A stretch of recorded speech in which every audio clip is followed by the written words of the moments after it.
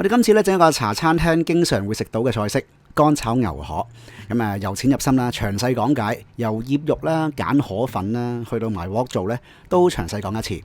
咁今次呢個做法咧喺屋企，我保證大家咧係容易做到之餘咧，亦都係一個有鑊氣嘅版本。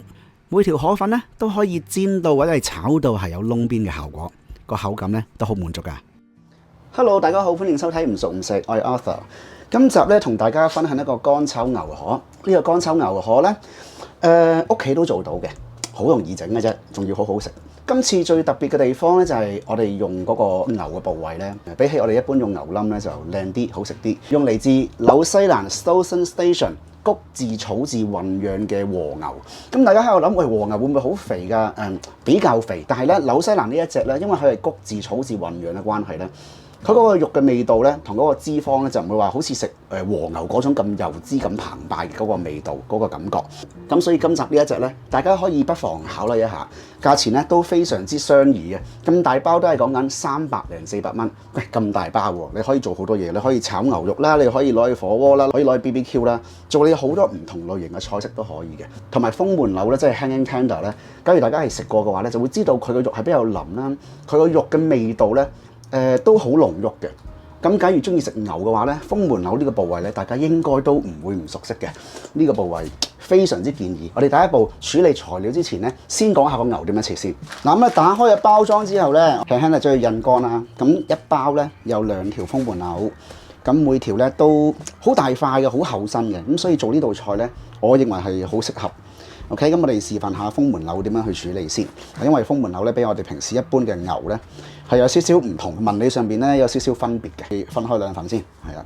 咁呢條筋咧比較有咬厚啲嘅，我哋攞去炒咧，我哋唔希望呢條筋存在喺件肉嘅裡面嘅。咁我哋第一件事咧就要將條筋咧就同件肉咧就分開咗佢，把刀喺呢個位置吸落去，咁就好輕易咧將件肉咧就分開咗噶啦。咁呢個位置我哋見到有少少筋嘅位置去唔晒啊嘛，我哋再切多少少落去。嗱，咁啊話咁快咧，我哋就將呢個位置咧條筋就去走咗。咁好啦，然之後咧我哋可以望下個紋理啦。咁其實件肉嘅紋理咧，你隱約咧係見到係咁樣行啊嘛，見唔見啊？啲紋理咁樣行，我哋咧就唔好咁樣，唔好順序切喎，我哋要逆紋切。一係咧就咁樣切，一係咧咁樣切都可以。總言之，我哋係要切斷佢啲紋理。嗱，咁啲紋理咧對我哋口感上面有咩分別咧？你可以幻想一下，假如我將件肉咁樣切咧，即係順紋切咧，你食嘅時候每一啖咧都係好似係一啖肉擺落個口度食，咁樣食落去咧會比較難咬啲，比較韌。當你咁樣切嘅時候咧，個效果你食嘅時候咧就會好似係一粒一粒嘅肉俾你咬爛。咁你可以聯想一下，你覺得係一啖肉去咬啊，定係一粒一粒去咬係容易咬咧？咁梗係一粒一粒啦，係咪？好似一個鐵絲網咁樣樣。咁呢一個紋理咧就係代表係正確切啱咗逆紋切嘅方法啦。大約係唔好太薄喎，太薄咧好易爛同埋冇口感喎。咁我哋大約係3mm 咁上下劃一刀啦。切嗱，好輕易就切到落去嘅。咁假如唔係喎，刀工唔叻喎，切厚啲咁點算啊？切厚啲嘅話，咁咪幫佢鬆下佢咯。啊，用個刀背輕輕拍下佢。嗱，拍完之後咧，變相又薄翻噶咯喎。所以其實咧，個刀工上邊咧唔需要話太過講究嘅。咁我哋切開咗喜歡嘅份量先。嗱，下一步咧，我哋就可以醃肉啦。咁今次咧，我哋呢度有大約200 gram 嘅肉啦。咁其實好多噶啦。咁今次我就先整住半份啊，另外半份咧，今晚就整埋俾老婆食。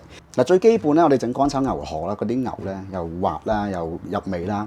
咁有一樣嘢你真係要用嘅，就係用呢個梳打粉。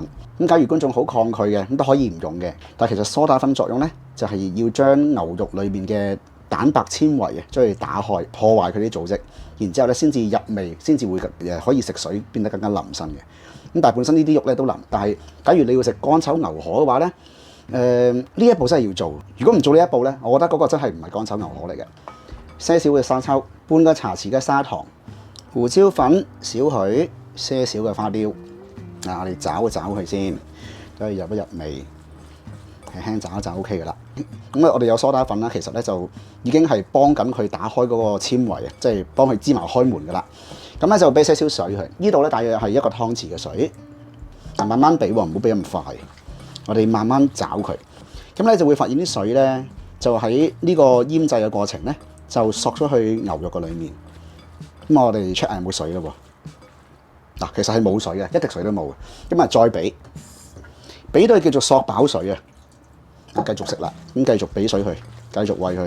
咁今次啲牛肉級數都唔差，咁所以我哋調味方面咧唔會話太重手嘅。你見我生抽啊、糖啊都係輕輕俾一俾味嘅啫。嗱，同埋咧，假如你切得太薄咧，喺呢個時候啲牛肉咧就好容易俾你爪爛晒。咁你見我咁樣係咁爪佢都唔爛嘅。咁啊，證明就係嗰個厚度咧切得幾好啦。嗱，咁一開始咧見佢有啲反應，即係開始叫做唔係起膠，但係你 feel 到佢黏黏地。我哋今次係俾啲濕粉佢，大約係一個茶匙嘅生粉對翻一個湯匙嘅清水啦。我哋撈勻佢，撈勻佢之後咧，就係再倒埋落牛肉嘅上邊。咁呢一步咧就可以令到嗰個牛肉咧入口嘅時候就更加滑身啦。咁同埋喺呢個醃製過程咧，嗰個味道會不斷索入去牛肉嘅裡面。咁我哋稍後嘅牛肉咧就會變成少少粉紅色嘅。嗱，你 feel 到佢聽唔聽啲水啲水分嘅聲音？咁類似係咁樣樣。嗱，咁我哋 OK 嘅咯。咁呢一步咧就完成咗醃製嘅咯喎。咁我哋養翻開佢，攤翻平佢。咁咧由佢醃至少半個鐘頭啦。或者係過夜都得，係啦，擺耐啲都唔緊要嘅。咁我哋呢個時候咧，我落去買河粉，然之後同大家講下呢個乾炒牛河個河粉啊，有啲乜嘢要注意嘅地方。嗱，咁啊，剛剛去完街市翻嚟啊，咁就揀咗兩款河粉咧，就俾大家睇。咁呢兩隻咧，其實咧就係喺市面上最容易買到嘅新鮮河粉啦。咁我哋先睇下呢一隻先。嗱，呢一隻咧就比較幼身啲。咁咧見到佢咧嗰啲河粉每一條咧，都係即係少少透明咁嘅樣。咁其實呢一隻河粉咧就好難炒嘅。你炒佢咧，第一啦好易斷啦，第二咧就係咧佢入口嗰個口感都唔係咁好食嘅。呢一啲咧就係攞嚟放湯嘅。假如你攞去炒咧，你只係會係挑戰自己嘅啫，個難度都真係幾難炒嘅。咁啊，另外有一隻啦，咁啊就係咁嘅樣子嘅，係啦，咁闊啲嘅，睇落去咧佢冇咁透明嘅。咁咧呢一隻咧就係適合啲攞嚟炒，咁但係當然啦，有一啲叫做係沙河粉咧，更加粗身，咁但係買唔到啦。咁呢一隻咧就係攞嚟炒嘅河粉嚟嘅，相比之下咧就口感好啲啦，厚少少嘅。咁所以咧記得係用呢一隻。所以咧我就揀咗半斤出嚟，即係300g咁上下啦。我哋第一件事咧個河粉咧係要捽開佢，係啦，唔好俾佢黐埋一嚿。我哋將佢揚開。咁咧同埋呢啲河粉咧會衰嘅，佢會搭住晒一條條。我哋要將佢拉翻開佢。唔好要佢黐埋一嚿，如果唔係咧，你入口咧就好似幾條河粉搭住一齊食就唔好食嘅，同埋炒出嚟都唔靚。咁假如大家真係買唔到呢啲新鮮河粉咧，亦都有啲係即係包裝嘅 packing 嘅乾嘅，咁啊喺外國咧就好容易買到噶啦。咁嗰啲咧就用水去浸佢啦，浸軟咗之後咧就擎翻乾之後咧，你炒之前咧都要俾少少油落去封一封佢，因為你見到我哋啲河粉咧本身佢都有啲油啊嘛。咁假如你係唔落油撈落個河粉度咧，即係乾嗰啲啊，你一樣係炒唔到，你係黐到飛起嘅。就算你用易潔鑊都係咧，佢都係會好容易俾你炒爛晒。咁假如大家係擺落雪櫃嘅啲河粉咧，拎出嚟咧都要放翻室溫先至好用，唔好凍冰冰咁啊攞去炒，咁啊又係好容易失敗嘅。咁所以就留意翻呢一點，雪過嘅河粉都唔緊要嘅，咁啊擺室溫度放翻回翻溫咁咪 OK 啦。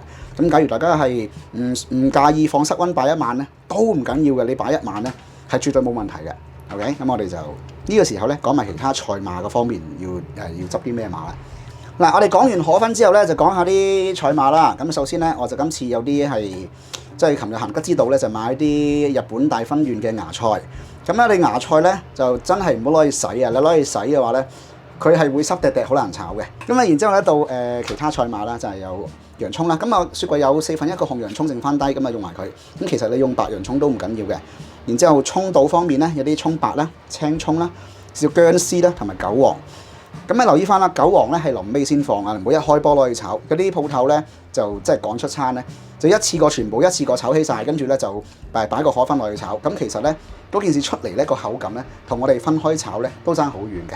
好，我哋講完之後咧就事不宜遲，可以炒噶啦。嗱，個牛咧就醃咗半個鐘頭噶啦。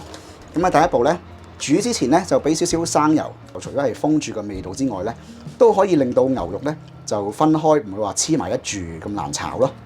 嗱，今次咧就揾隻可能大家覺得好麻煩嘅生鐵鑊去炒，但係生鐵鑊去炒河粉咧，就真係比平時易潔鑊咧係最好食，即係個口感上面啊、味道上面咧都豐富好多。咁你中大火加熱啦，咁啊燒熱咗佢先。咁四周都要燒一次嘅，就燒到佢少少出煙咧，就可以俾油落去噶啦。咁呢個時候咧就可以俾啲油落去，跟淋落去，咁輕輕一晾一晾咧，係啦，將多餘個油咧，我哋倒翻出嚟先，收翻咗個中火，我哋煸一煸啲芽菜。咁芽菜記得唔好洗啊，如果洗咗一彈到飛起啊，咁我哋俾少少落去啦。炒香佢哋，去一去啲草青味，好快嘅，10秒8秒，你聞到芽菜嘅香味咧就 OK 啦。好，我哋隔起佢先，俾翻少少油落去，咪一樣咧，晾晾佢。開翻大個火啦喎，咁嚟炒牛肉。咁牛肉咧，我哋今次呢度2人份量啊嘛，我哋攞一半出嚟。大火炒，瞬間將佢封死個表面。隻鑊唔夠大咧，就唔好挑戰自己放太多牛肉落去。咁煎翻去20零30秒啦，見到佢表面有少少焦香就 OK 啦。揚翻開去啦。佢哋唔黐埋一齊嘅，表面少少焦香咧，咁OK 噶啦。隔起啲牛肉。下一步咧，我哋用翻隻鑊啦，唔使洗嘅，再俾啲油落去。咁爆一爆啲薑絲先。唔好咁大火啊，細火 OK 啦呢個。啲薑開始焦香啊嘛，洋葱，少少葱白，我哋爆一爆香佢哋。而家聞到少少鑊氣嘅來源喺度嚟啦。OK， 咁而家咧 keep 住個大火啦。河粉，今次有1人份量啦嚇，半斤河粉，咁揚開少少啊，擺落去。夠油就唔使再俾油噶啦。攤開佢哋，唔好咁厚。咁揾個鑊邊咧就烘一烘佢先。咁啲配料咧呢個時候咧可以輕輕兜一兜，係啦，咁唔使長期咧，因為煎佢就煎到咧燶晒。